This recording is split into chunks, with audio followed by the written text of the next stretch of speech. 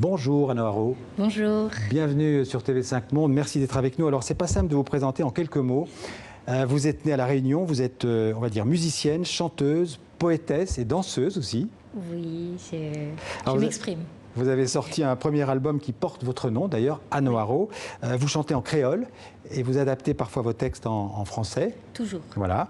On dit de cet album que c'est un manifeste à la fois poétique et thérapeutique. Est-ce que vous êtes d'accord ?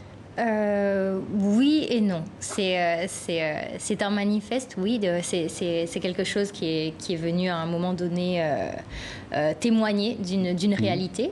Et d'un problème dont il faut s'occuper surtout. Donc c'est peut-être là le côté oui, et cette réalité, c'est que votre père, en fait, vous a violé ? Oui. Oui.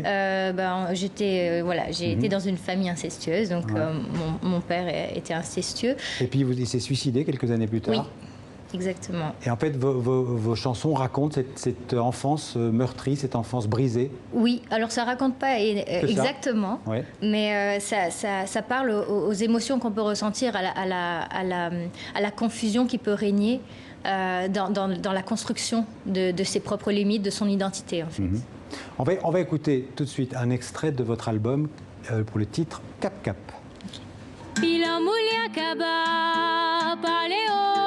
Parlez bas, l'eau chaque sophonie d'égosition souffle, l'eau chéirale. Sous des doigts, maman, Irak son pot, maloya. Pour capali, sans mot des yeux, des sautes son bonne cri, en alors. Le silence terrible, ira chérir, sa couille fort. Il tira au par le bas des mon lala, chapeau de sang dans son alors le corps. Capé, capé, papa, capé, capé, maman, que mi vomit pas mon cœur, mi relax pas mon poitrine. Capé, capé, papa, capé, capé, maman, que mi vomit pas mon cœur, mi relax pas mon poitrine. Que mi vomit pas mon cœur, mi relax pas mon poitrine. Que mi vomit pas mon cœur, mi relax pas mon poitrine. Alors en créole, on dit cap cap ou capé capé. Cap. En fait, on dit cap cap, mais dans ma prononciation, quand je le fais, ça fait capé capé. Et ça veut dire quoi ? Le cap cap, c'est le frisson, c'est le frisson, la chair de poule. D'accord. On peut dire que vous êtes une artiste maloya. Qu'est-ce que ça veut dire, maloya ? Maloya, c'est une musique de La Réunion, de l'île de La Réunion, une musique traditionnelle. Qui est née dans les champs de canne, comme le blues est né dans les champs de coton, un peu pour les mêmes raisons. Donc, Maloya, c'est le blues de La Réunion. C'est ça, c'est descendance d'esclaves, beaucoup. Alors, une des grandes figures du Mayola réunionnais, c'est Daniel Waro. Oui. Parlez-nous de lui.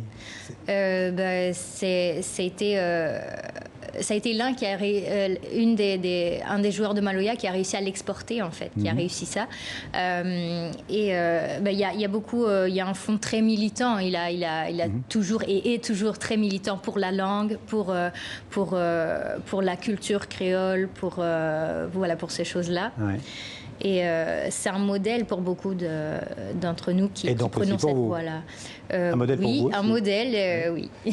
Alors, on l'a dit, vous avez eu un père incestueux, mais paradoxalement, c'est lui qui vous a transmis le goût de la musique. Oui et non. Il m'a imposé la musique, mais j'avais une porte de sortie parce que j'ai appris la musique avec d'autres gens aussi, avec d'autres personnes.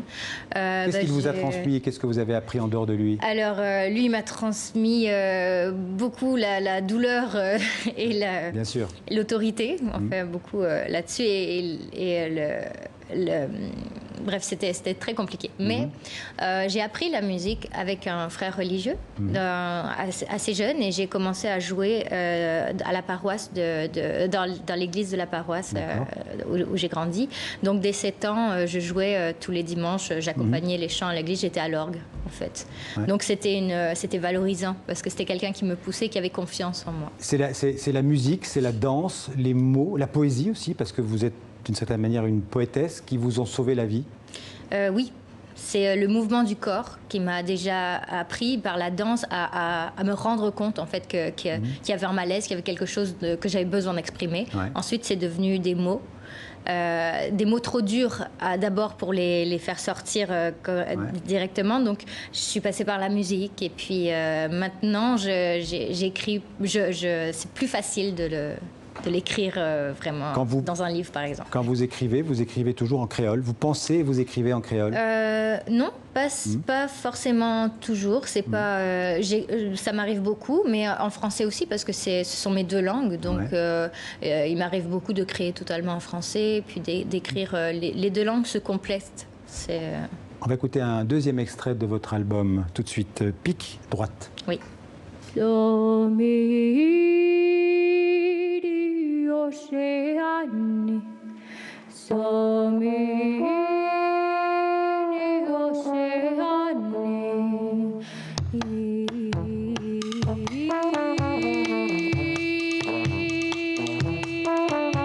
Basau Base, O Davidson Kori.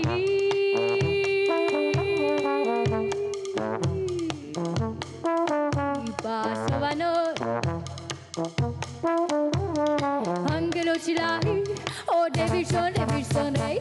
Calgelochila, Samson mar Calgelochila, Samson mar Calgelochila, Samson mar mai.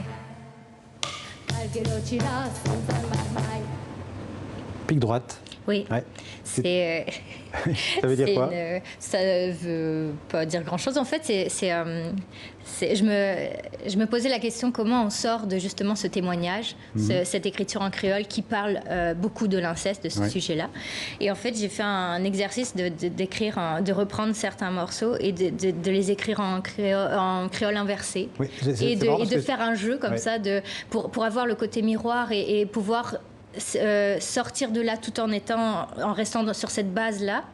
Qu'est-ce que ça veut dire? Parce que vous avez dit, je fais table rase et j'écris mais en même à temps, l'envers. oui. Ça veut dire quoi, faire du créole inversé? En fait, je déconstruis certains morceaux, je les ai déconstruits avec des règles différentes. À chaque fois, j'aime beaucoup jouer. Donc, je me crée des jeux de société comme ça pour recomposer avec des morceaux déjà existants que j'avais écrits. Et ça donne ça. Et j'ai lu aussi que le parler du Canada, du Québec, vous avez beaucoup passé parce que vous avez vécu au Québec. Oui, j'ai vécu au Québec 3 à 4 ans. Ouais. Et c'était une très belle expérience. Et c'est une langue que j'ai beaucoup, qui est proche pour moi du créole, en fait. Et, parce que les Québécois, parfois, ils disent des choses assez directes, assez crues. Oui, et en même temps, ils ont une certaine poésie et un amour du béton et de la nature à la fois. Donc, c'est un espèce d'entre-deux. J'aime beaucoup cette espèce de chose un peu mixte qui naît dans les banlieues, dans les campagnes. En préparant cette interview, j'ai vu que certains vous comparaient à Barbara. Une Barbara créole, j'imagine que ça vous va. C'est un grand honneur, mais je n'ai pas de recul suffisant pour juger ça. Ouais. Alors, en tout cas, merci Anne O'Haraud. Je rappelle, c'est simple, le titre de votre album, c'est Anne O'Haraud. Voilà. Et vous serez donc en tournée en France. Vous serez demain, samedi, au Paris Jazz Festival. Ça sera à 15h. Pour ceux qui ont la chance d'être à Paris demain, c'est au Parc Floral du Bois de Vincennes. Et puis, vous serez aussi au